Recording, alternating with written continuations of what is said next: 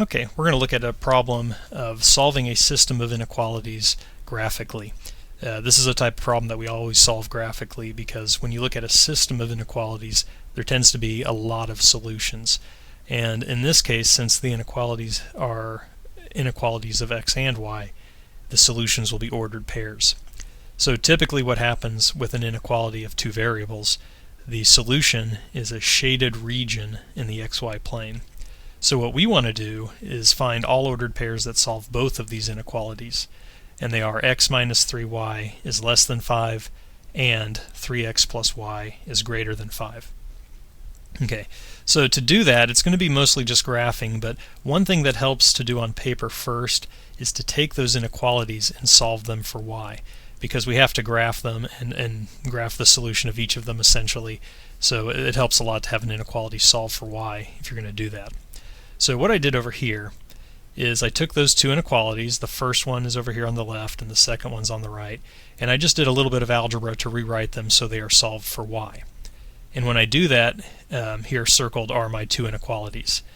So let's look at those now. The first one says that y has to be greater than 1/3 x minus 5/3. So that means any ordered pair that solves this inequality, y has to be above the line y equals 1/3 x minus 5/3. So if we were just shading in this one inequality, we would shade all ordered pairs which are above the line y equals 1/3 x minus 5/3, because we want y to be greater than 1/3 x minus 5/3. So if this was a less than sign, we would shade everything below that line. If it was greater than or equal to, we would shade everything above the line and the line itself. Okay, but again, for this inequality, it's just going to be every ordered pair above the line that solves that inequality. Now, the problem is we have a system, so we have a second inequality that we want to also be true.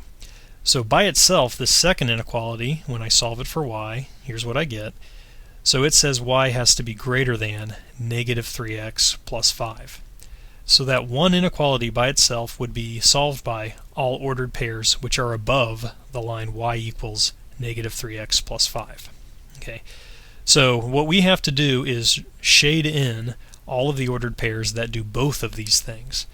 So the way we do it in my math lab, you kind of have to do the drawing of the lines first and then the shading at the very end.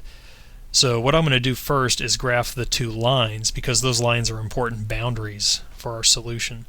And then I'll do the shading part at the very end. Okay, so let's look at this first one. Again, what I want to do is eventually I'm going to think about numbers or ordered pairs that are above the line. So we'll start by graphing that line. Okay, so the line y equals 1/3 x minus 5/3. Okay, so let's go back to our problem. I'm going to open up the grapher here. I'm going to select the line drawing tool. Okay, and then I'm going to go down here and select a what do they call it here? I think they call it the dashed curve object or something. Since we only want to shade above the line itself we want to draw with a dashed line. Okay, and that's because our inequality was y is greater than 1/3 x, what was it, 1/3 x minus 5/3. So if that had been a greater than or equal to sign, we would include the line, and so we would shade with a solid curve. Okay, but in this case it's only greater than 1/3 x minus 5/3, so we use the dash line. Okay, so I selected the line tool, I selected the dash curve tool, and now I just need to pick two ordered pairs to draw the line. Okay, well, again, this one's going to be kind of tricky to just pick the points. If you wanted to, you could make a table. I'll kind of cheat and do things a little bit differently here. I'm just going to put 2 points down for a second, and then what I can do is, let's go back here, I can edit the points manually. So on this line, one of the points is that y-intercept 0, negative 5/3. So if I go back to my problem here, I can click on that point and then edit the coordinates and change it to 0, negative 5/3. Okay, so we'll do that, and that changes that first point. It's kind of hard to type in a point or to pick a point if it's not falling on a nice integer coordinates. And then we need another point, so That's easy enough. We can find it just by hand, or use the slope. I'll use the slope real quick. Let's see, here we go. Okay, so if I rise 1 and run 3, I should get to another point. Actually, let's just do it the easy way. To get another ordered pair on the line, I'm just going to put 1 in for x here. So y would be, whoops, I guess we're looking at the line here. Y would be 1/3 times 1 minus 5/3. Okay, so that's 1/3 minus 5/3. That's negative 4/3. So basically, to get another point, I'll go back here and I'll just edit this second point. I'll click on it once, edit coordinates. So another ordered pair would be 1, negative 4/3.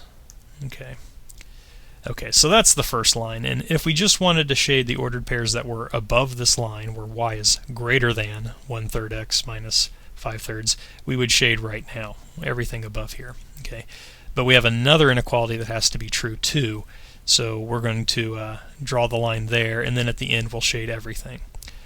So again, this inequality deals with the line y equals negative 3x plus 5. Okay, and if it was just that one inequality, we would shade everything above the line. Okay, so I'm going to go back and draw the line. Again, I'll do that with a dashed curve. Okay, and this one's going to be a little bit easier to draw. The y-intercept is 5, so I can pick one of my points to be 0, 5. Okay, right there.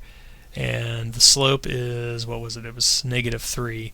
So if I go down 1, if I go down 3 and run 1, that gives me a line with a slope of negative 3.